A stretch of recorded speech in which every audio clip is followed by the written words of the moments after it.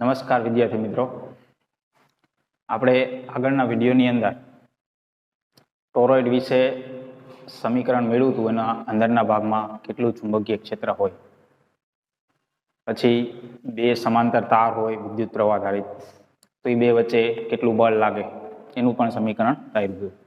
હવે આજે એક બીજું સમીકરણ તારવીએ.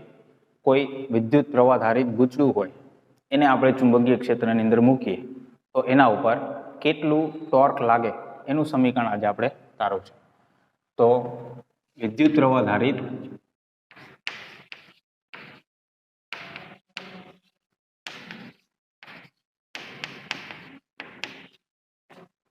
લંબચોરસ ગૂંચળું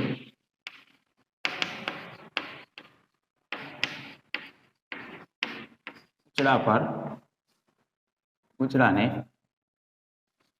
ચુંબકીય ક્ષેત્રમાં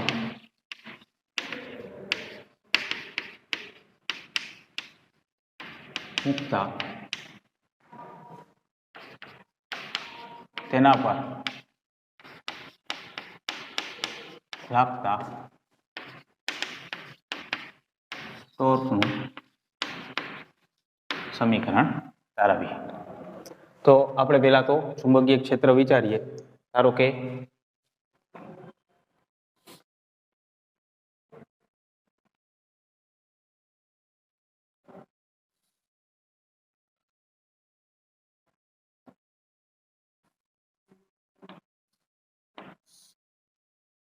આ રીતે આપણે બે ગજિયા ચુંબકના ધ્રુવ લઈ લઈએ, એન અને એસ. એ રીતે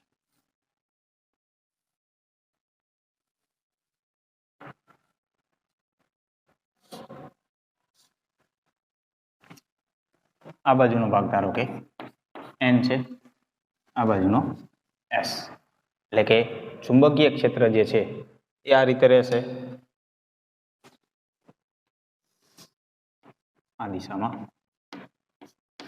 ચુંબકીય ક્ષેત્ર એન થી એસ તરફ હશે આ રીતે. આની અંદર આપણે એક લંબચોરસ ગૂંચળું વિચારીએ. હવે જે આપણે લંબચોરસ ગૂંચળું વિચારશું એ ગૂંચળું આપણે એવું પણ વિચારી શકીએ કે ચુંબકીય ક્ષેત્ર જે છે એ સમતલમાં રહે અથવા તો એની સાથે થીટા ખૂણો બનાવે. બંને રીતે વિચારી શકીએ. લંબ વિચારશું તો પણ સમીકરણ મળશે, પરંતુ એનાથી વધારે ચોકસાઈવાળું સમીકરણ જોતું હોય તો થીટા ખૂણે વિચારીએ આપણે. તો આપણે એ રીતે કલ્પના કરીએ કે જે ચુંબકીય ક્ષેત્રનું સમતલ છે એને થીટા ખૂણે રહે એવી રીતે.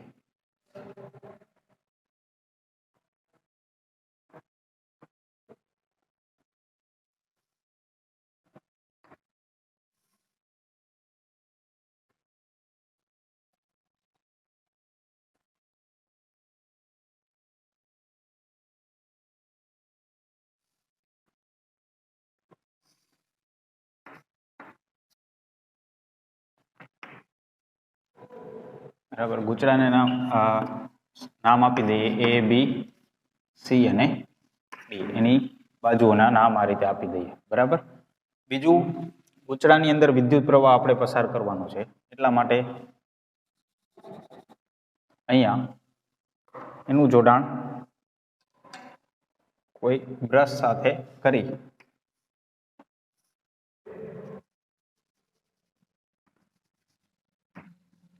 એને આપણે કોઈ એક બેટરી સાથે જોડી દઈએ.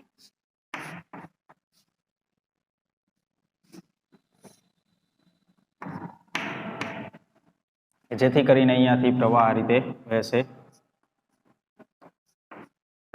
આવી રીતે પ્લસ થી માઇનસ તરફ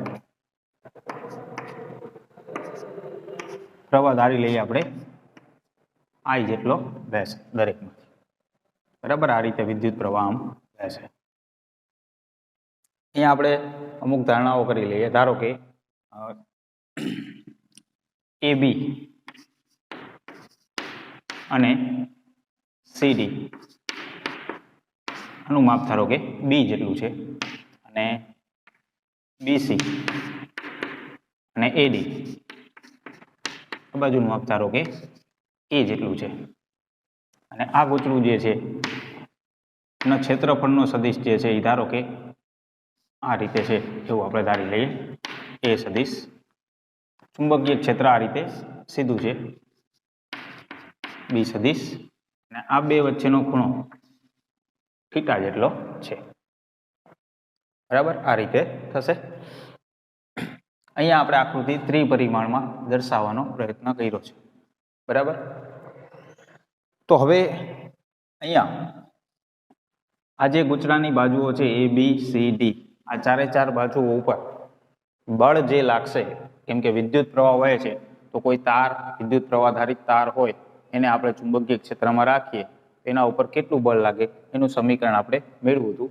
તો લખી દઈએ આપણે એક વખત. વિદ્યુત પ્રવાહ ધારિત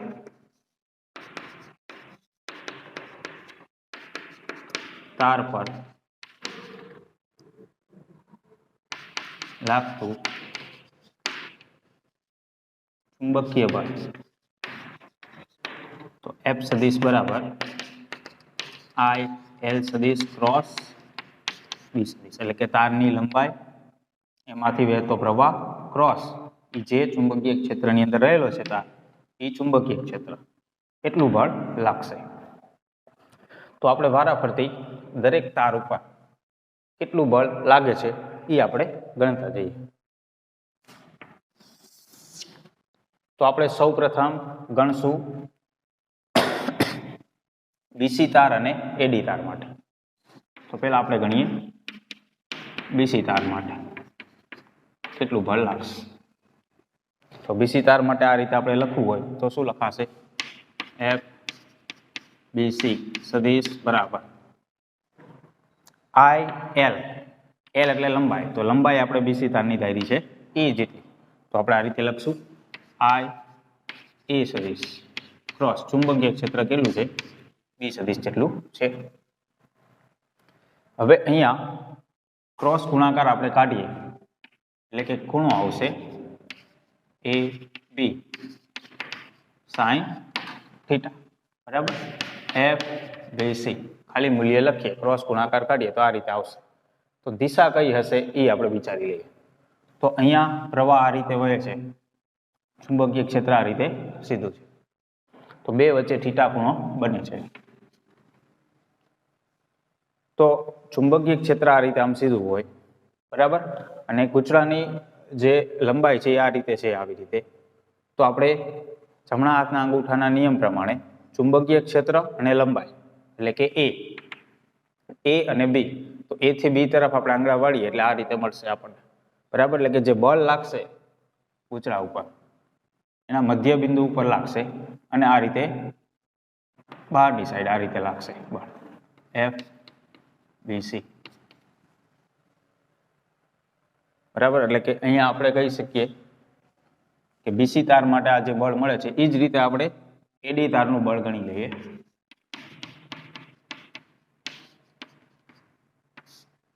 તો એના માટે આપણે આ રીતે લખી શકીએ એફ એડી સદિશ બરાબર આઈ, એની લંબાઈ પણ એ જેટલી છે, ક્રોસ ચુંબકીય ક્ષેત્ર બી જેટલું છે, બરાબર. આઈ એ બી ક્રોસ ગુણાકાર કાઢીએ એટલે અહીંયા પણ સાઇન અને અહીંયા પણ થીટા જ આવશે, કારણ કે બંનેનો ખૂણો કઈ રીતે હશે? બે તાર સમાંતર છે, તો આ તાર જેટલો નમેલો હશે એટલો જ એડી તાર નમેલો હશે, એટલે કે અહીંયા જેટલો ખૂણો બનશે બી અને એ વચ્ચે એટલો જ ખૂણો અહીંયા એડી તાર અને ચુંબકીય ક્ષેત્ર વચ્ચે બનશે. એટલે કે અહીંયા આ બે વચ્ચે જેટલો ખૂણો બને એટલો જ અહીંયા બનશે, કારણ કે બંને તાર કેવા છે? બીસી અને એડી. એ તો લંબચોરસ ગૂંચળું છે, સમાંતર જ હશે, એટલે કે ગૂંચળું આમ થશે તો બંને તાર એક સાથે જ થશે, એટલે કે ખૂણો જે છે એ સરખો જ બનશે બંને જગ્યાએ, બરાબર. એટલે કે આ રીતે થશે. પરંતુ અહીંયા શું થાય?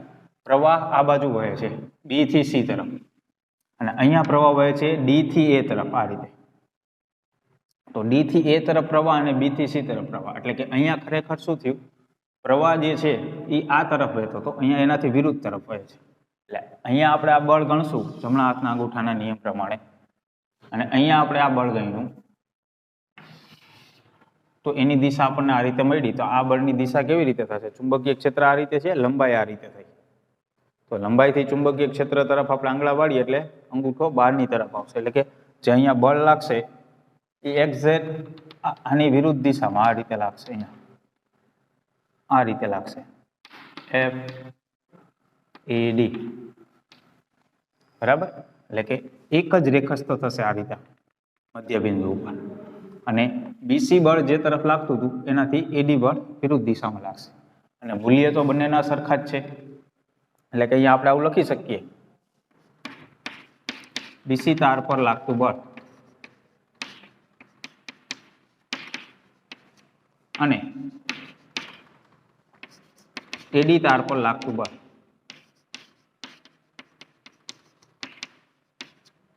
બંને સમાન મૂલ્યના અને પરસ્પર વિરુદ્ધ દિશામાં અને એક રેખસ્થ છે. તેથી એક રેખસ્થ છે, બંને બળના મૂલ્ય પણ સમાન છે, તેથી શું થશે? બંને એકબીજાની અસર નાબૂદ કરી નાખશે. તેથી બંને એકબીજાની અસર નાબૂદ કરશે. બરાબર, બંને બળ સમાન મૂલ્યના છે અને બંને વિરુદ્ધ દિશામાં છે અને એક રેખસ્થ છે, એટલે કે જેટલું બળ એક તરફ લાગે છે એની વિરુદ્ધ દિશામાં બીજું બળ એટલું ને એટલું લાગે છે, એટલે બંને એકબીજાની અસર શું કરી નાખશે? નાબૂદ કરી નાખશે. એટલે કે આ જે ગૂંચળું જે છે એના ઉપર બીસી તાર ઉપર જેટલું બળ લાગશે એટલું જેડી તાર ઉપર લાગશે અને બંને વિરુદ્ધ દિશામાં લાગશે. એટલે કે આ બંને બળ અહીંયા ગૂંચળાની ગતિની અંદર કોઈ પણ જગ્યાએ ભાગ ભજવશે નહીં. એટલે કે જેટલું આ બાજુ બળ લાગશે એટલું જ આ બાજુ લાગશે, એટલે બંને કેન્સલ થઈ જશે. બરાબર, તો હવે બે તાર કયા વધ્યા? AB અને CD. બરાબર, તો એ બે તાર માટે હવે જોઈએ આપણે. તો પહેલા આપણે ગણીએ AB તાર માટે. AB તાર માટે લાગતું બળ બરાબર I, એની લંબાઈ જે છે એ આપણે ધારી છે B જેટલી. તો પ્રવાહ તો I જેટલો જ હોય છે, એમાંથી I D સદિશ ક્રોસ ચુંબકીય ક્ષેત્ર કેપિટલ B સદિશ આ રીતે થશે. અહીંયા I B B sin. હવે બે વચ્ચેનો ખૂણો કેટલો એ જુઓ. તો આ રીતે ધાર નમેલી છે, આવી રીતે છે ક્રોસમાં. ચુંબકીય ક્ષેત્ર તો આ રીતે સીધું જ છે. હવે AB તાર માટે વિચારશો કે CD તાર માટે વિચારશો? બરાબર, લંબચોરસ ગૂંચળું જે છે એ આવી રીતે હતું. લંબચોરસ ગૂંચળું છે એ આવી રીતે આમ હતું. તો આ તારમાંથી જેટલો પ્રવાહ વહેતો હતો અને આ તાર માટે આપણે ગણ્યું, આ આપણે આ રીતે નામ આપી દઈએ ABCD. બરાબર, ABCD આ રીતે નામ આપી દઈએ. તો આ બે ધાર માટે તો આપણે જોયું, એક બળ અહીંયા આ રીતે લાગતું હતું, બીજું બળ આ રીતે, એટલે એકબીજાની અસર કેન્સલ કરી નાખતું હતું. બરાબર, હવે આ બંને તાર માટે આપણે વિચારીએ તો AB તારમાંથી આ રીતે પ્રવાહ વહેશે અને આ તારમાંથી આ રીતે પ્રવાહ વહેશે. તો આ બંને તાર જે છે એની લંબાઈ તમે જુઓ, ચુંબકીય ક્ષેત્ર તો કેવી રીતે છે? આ રીતે આમ સીધું જ છે. તો બંને માટે ચુંબકીય ક્ષેત્ર કેવું થાય? લંબ થશે. બરાબર, બંને તાર માટે ચુંબકીય ક્ષેત્ર કેવી રીતે થશે? આ રીતે લંબ જ રહેશે. એટલે કે અહીંયા ખૂણો જે બનશે એ 90 ડિગ્રીનો બનશે. એટલે કે અહીંયા આવશે IBB sin 90, એટલે કેટલું થઈ જશે? FAB આ રીતે મળશે. એ જ રીતે આના માટે પણ થશે. તો CD તાર માટે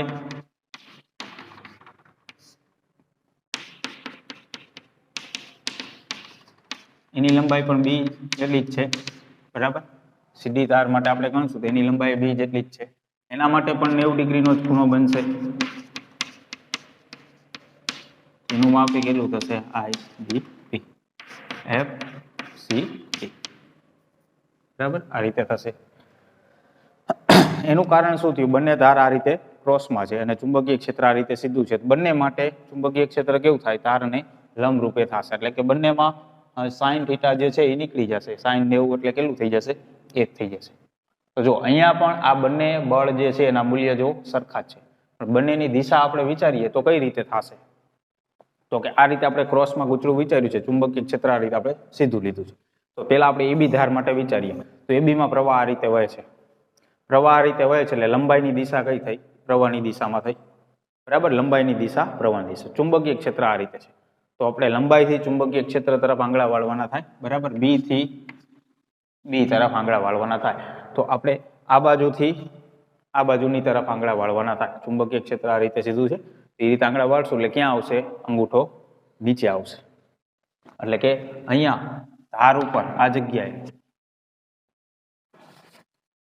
બરાબર, આ જગ્યાએ આ રીતે નીચેની તરફ બળ લાગશે, એફ એ બી. એટલે કે આપણે અહીંયા આ રીતે વિચારીએ તો આ રીતે સીધું આમ નીચેની તરફ બળ લાગશે, એવી રીતે.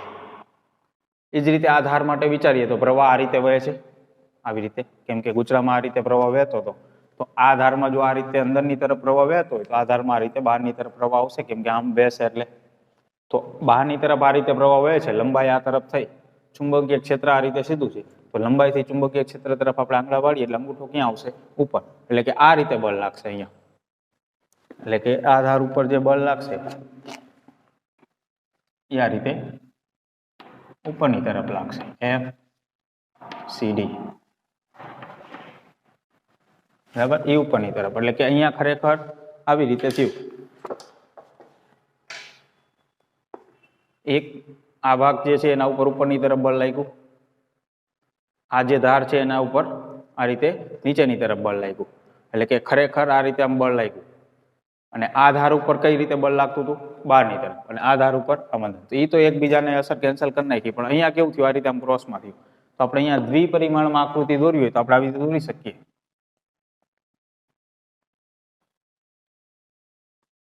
અહીંયા આ રીતે બળ લાગ્યું અને આ ધાર ઉપર અહીંયા આ રીતે બળ લાગ્યું, આવી રીતે.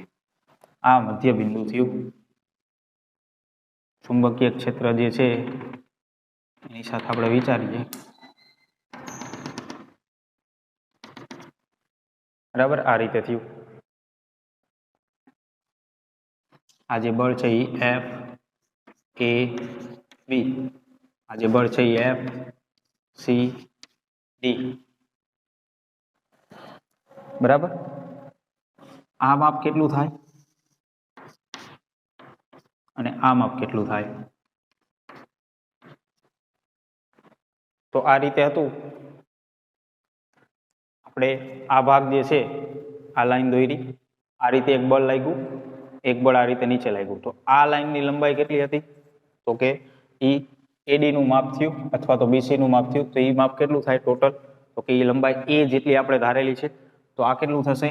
અડધું અડધું થશે, a/2 a/2 આવી રીતે. કેમ કે આ વચ્ચેનું જે છે એ મધ્ય બિંદુ છે આનું, બરાબર. આ રીતે થાય છે, આનું મધ્ય બિંદુ થશે આ ભાગનું, આવી રીતે. તો અહીંયા આ બંને બળ જે છે એ વિરુદ્ધ દિશામાં લાગ્યા. બંનેના મૂલ્ય પણ સરખા છે, પણ એક રેખસ્થ નથી. આ બંને બળ હતા એ કેવા હતા? એક રેખસ્થ. એટલે એક જે તરફ લાગતું તેની વિરુદ્ધ દિશામાં જ બીજું એ જ લાઈન ઉપર લાગતું હતું. એટલે એ અસર એકબીજાની નાબૂદ કરતા હતા. અહીંયા એવું નહીં થાય, બરાબર. એટલે બંને બળ સમાન મૂલ્યના છે, વિરુદ્ધ દિશામાં પણ છે. બંને બળ સમાન મૂલ્યના છે અને વિરુદ્ધ દિશામાં છે, પરંતુ એક રેખસ્થ નથી. તો આપણે જાણીએ છીએ સમાન મૂલ્યના બળ હોય, વિરુદ્ધ દિશામાં હોય અને એક રેખસ્થ ન હોય તો એ બળ યુગ્મની રચના કરે. એટલે કે કુલ બળ વિચારીએ આપણે તો એ 0 થાય, પરંતુ બળ યુગ્મ રચાશે એટલે ટોર્ક લાગશે. એટલે કે અહીંયા ગુચરા ઉપર ટોર્ક લાગશે, બરાબર. બળ યુગ્મની રચના કરશે અને ગુચરા ઉપર ટોર્ક લાગશે. તો એ ગુચરા પર લાગતું ટોર્ક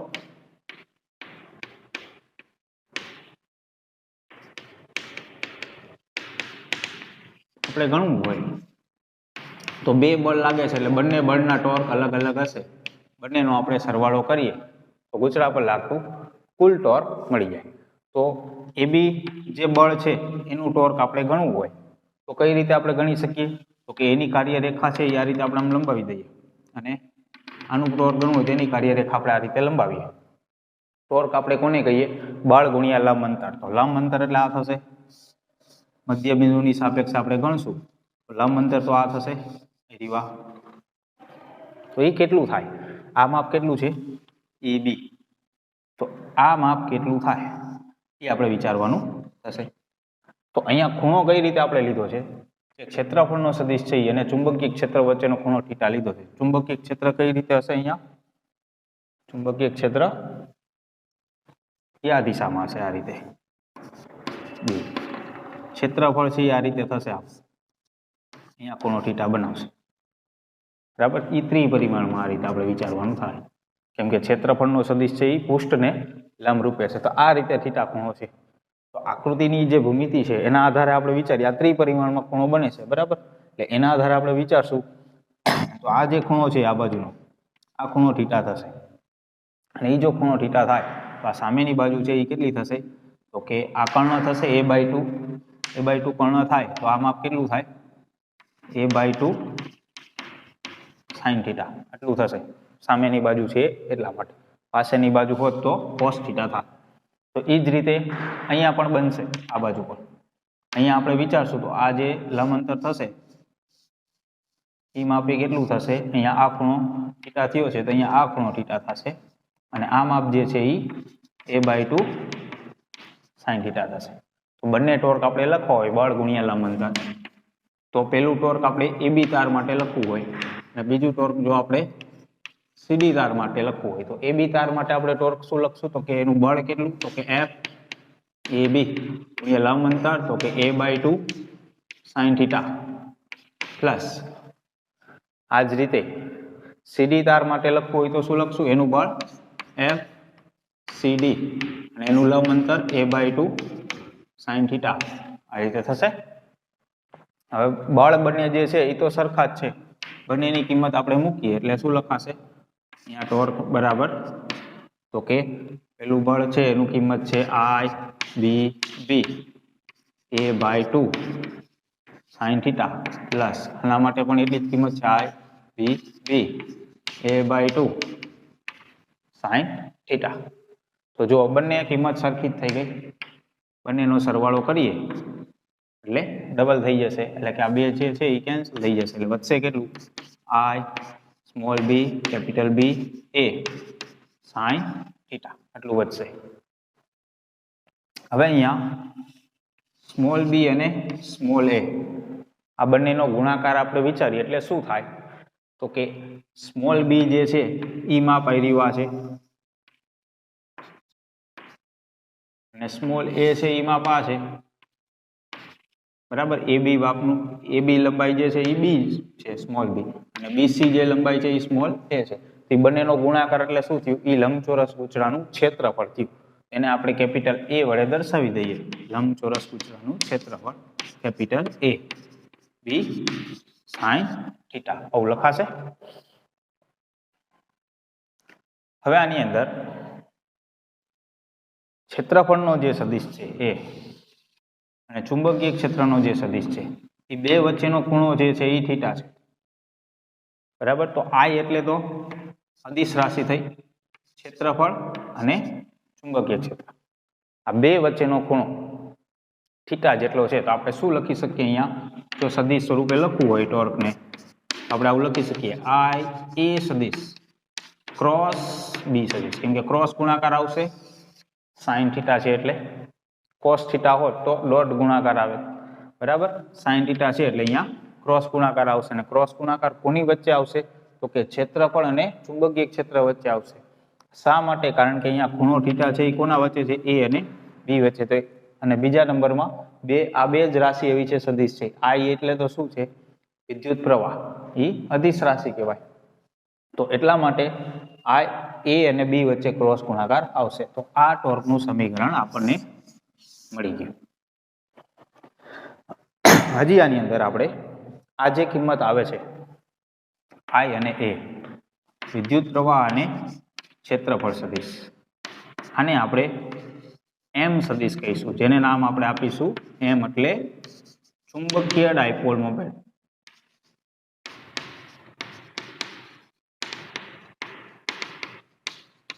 આપણે વિદ્યુત ડાયપોલ મોમેન્ટ જોઈ હતી કે બે વિદ્યુત ભાર હોય, સમાન મૂલ્યના હોય, બરાબર, અને વિરુદ્ધ પ્રકારના હોય, એક પ્લસ હોય ને એક માઇનસ હોય, બે વચ્ચેનું અંતર કંઈક હોય.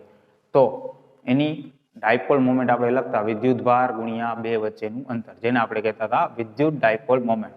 એવી જ રીતે અહીંયા વિદ્યુત પ્રવાહ અને ક્ષેત્રફળ ના ગુણાકારને ચુંબકીય ડાયપોલ મોમેન્ટ કહેવાય. અને ચુંબકીય ડાયપોલ મોમેન્ટની દિશા કઈ રીતે હોય તો કે જે ગૂંચળું હોય એમાં જે રીતે પ્રવાહ વહેતો હોય એમાં જમણા હાથના અંગૂઠાના નિયમ પ્રમાણે આપણે આંગળા વાળીએ જે દિશામાં પ્રવાહ વહેતો હોય તો અંગૂઠો જે તરફ રહેશે એ દિશામાં ચુંબકીય ડાયપોલ મોમેન્ટ હોય. તો અહીંયા ધારો કે આ રીતે પ્રવાહ વહે છે ગૂંચળાની અંદર, બરાબર. એટલે કે આપણે હમણાં જોયું હતું કે આવી રીતે પ્રવાહ વહે છે, ગૂંચળું આ રીતે છે, આ રીતે પ્રવાહ વહે છે. તો જે બાજુ પ્રવાહ વહે છે એ તરફ આપણે આંગળા વાળવાના જમણા હાથના, બરાબર. તો એ તરફ આપણે આંગળા વાળશું જમણા હાથના, એટલે અંગૂઠો ક્યાં રહેશે એ સમતલને લંબ આ રીતે અંદરની તરફ રહેશે, બરાબર. તો જે દિશામાં આ જે ક્ષેત્રફળ આપણે બતાવ્યું છે એ રીતે થશે. આ રીતે પ્રવાહ વહે છે તો ક્ષેત્રફળ જે બાજુ છે એ બાજુ ડાયપોલ મોમેન્ટની દિશા થશે. તો અહીંયા એટલા માટે એ જે આવે છે એની સામે બી આવે છે. આ તો અદિશ રાશિ છે, તો એની દિશા જે છે એ જ એમની દિશા થશે. એટલે જે દિશામાં એ બતાવ્યું છે એ દિશામાં જ આપણે ચુંબકીય ડાયપોલ મોમેન્ટ એમ લખી શકીએ, બરાબર. તો આની જગ્યાએ આપણે એમ લખીએ તો આપણે આવું લખી શકીએ ટોર્ક બરાબર એમ સદિશ ક્રોસ બી સદિશ. તો આ રીતે થશે. તો આ સમીકરણ જે આપણે લખ્યું આ કેના જેવું આપણને લાગે છે તો આપણે વિદ્યુત ડાયપોલ મોમેન્ટની અંદર આપણે વિદ્યુત શાસ્ત્રની અંદર પણ આપણે ટોર્કનું સમીકરણ મેળવ્યું હતું. ડાયપોલને વિદ્યુત ક્ષેત્રની અંદર મૂકીએ તેના ઉપર લાગતું ટોર્ક જેનું સમીકરણ શું મળતું હતું તો ટોર્ક બરાબર પી ક્રોસ ઈ. તો જ્યાં ચુંબકીય ક્ષેત્ર છે ત્યાં વિદ્યુત ક્ષેત્ર છે, જ્યાં ચુંબકીય ડાયપોલ મોમેન્ટ છે ત્યાં વિદ્યુત ડાયપોલ મોમેન્ટ છે.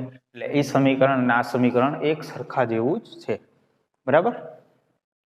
બીજું અહીંયા આપણે એક જ આંટો વિચાર્યો છે, લંબચોરસ ગૂંચળું જે છે એનો એક જ આંટો વિચાર્યો છે. ધારો કે એ જે ગૂંચળું હશે એના ઘણા બધા એન આંટા હોય, બરાબર. તો એક ઉપર લાગતું ટોર્ક આટલું થાય તો એન આંટા હોય તો બધા ઉપર આટલું ટોર્ક લાગશે. તો કેટલું ટોટલ ટોર્ક થશે તો આપણે એન વડે પણ અહીંયા ગુણી શકીએ. એટલે કે આપણે આવું લખી શકીએ ટોર્ક બરાબર, એટલે કે જો એન આંટા હોય તો લાગતું torque N I A cross B. આ રીતે આપણે લખી શકીએ. અને એન આંટા હોય તો એન આંટાની ડાયપોલ મોમેન્ટ કેટલી થાય એન આઈ એ, બરાબર. આટલી ડાયપોલ મોમેન્ટ થશે. તો જેટલા આંટા હોય એટલા ગુણી દેવાના તો કુલ ટોર્ક એટલું આપણને મળી જાય. જેવું પૂછાય કે વિદ્યુત પ્રવાહ ધારિત લંબચોરસ ગૂંચળું હોય એને આપણે ચુંબકીય ક્ષેત્રમાં મૂકીએ એના પર લાગતા ટોર્કનું સમીકરણ તારવો. તો આપણે જે લંબચોરસ ગૂંચળું જે છે એને થીટા ખૂણે વિચારવાનું. બે ધાર એવી આવશે કે જેના બળ જે છે એ સમાન મૂલ્યના આવશે અને વિરુદ્ધ દિશામાં આવશે અને એક રેખસ્થ આવશે, એટલે કે એ અસર એકબીજાની નાબૂદ કરી નાખશે. અને બે ધાર એવી આવશે કે જેના બળ તો સમાન આવશે અને દિશા પણ વિરુદ્ધ આવશે, પરંતુ એક રેખસ્થ નહીં આવે, ક્રોસમાં આવશે, બરાબર. એક રેખસ્થ નહીં આવે એટલે એ ટોર્ક લગાડશે, બળ યુગ્મની રચના કરશે. અને તો એ ટોર્ક ગણવા માટે બંને ધારનું ટોર્કનો સરવાળો કરી દેવાનો. બંને ધારના ટોર્કનો સરવાળો કરશું તો આ રીતે અહીંયા આપણે ખૂણો વિચારી થીટા, આ ધાર લંબ અંતર જે છે એ લંબ અંતર ગુણ્યા બળ એ રીતે વિચારવાનું થશે બંને માટે, બરાબર. અને બંનેનો સરવાળો કરી દઈશું એટલે આપણને અહીંયા એ અને બી આ રીતે આવશે. એની જગ્યાએ આપણે ક્ષેત્રફળ એ મૂકી દેવાનું, સ્મોલ એ ગુણ્યા સ્મોલ બી, બંને ધારનો ગુણાકાર, ક્ષેત્રફળ એ મૂકી દેવાનું. અને સાઈન થીટા આવશે આપણે અહીંયા લખી શકશું ક્રોસ ગુણાકાર એ અને બી વચ્ચે. પછી એન આંટા હોય તો એન આંટા માટે પણ એ રીતે લખી શકીએ. અને આઈ ઇન્ટુ એ આવે જેને આપણે શું કહેવાનું ચુંબકીય ડાયપોલ મોમેન્ટ. અને એનો એકમ શું થશે તો આપણે એનો એકમ પણ અહીંયા વિચારી શકીએ. વિદ્યુત પ્રવાહ જે છે એનો એકમ એમ્પિયર અને ક્ષેત્રફળનો એકમ મીટર સ્ક્વેર. તો એમ્પિયર ઇન્ટુ મીટર સ્ક્વેર એ ચુંબકીય ડાયપોલ મોમેન્ટનો એકમ થશે, બરાબર. તો આ સમીકરણ તારવવાનું પૂછી શકાય.